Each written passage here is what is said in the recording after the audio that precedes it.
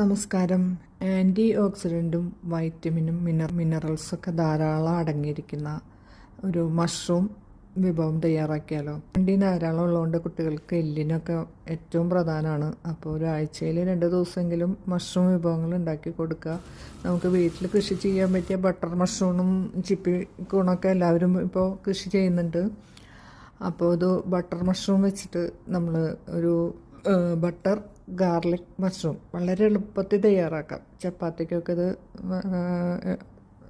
നല്ലൊരു ഡിഷാണ്. ചപ്പാത്തിയോടൊപ്പം കഴിക്കാൻ, അല്ലെങ്കിൽ നമുക്ക് റൈസിൻ്റെ ഒപ്പം ആയാലും നല്ലതാണ്. അപ്പോൾ വളരെ എളുപ്പമാണ്. ഇത് മഷ്റൂം കട്ട് ചെയ്ത് കുറച്ച് ഗാർലിക് അധികം വേണമെന്നേ ഉള്ളൂ. ഗാർലിക്കും ബട്ടറും കുറച്ച് ഓയിലും കൂടെ ഒഴിച്ച് നമ്മൾ ഗാർലിക്കും കുറച്ച് ഒരു ഒണിയനും കുറച്ച് മല്ലിയില ഇതെല്ലാം ഇട്ട് ഈ മഷ്റൂം ഒന്ന് സോട്ട് 2 മിനിറ്റിൻ്റെ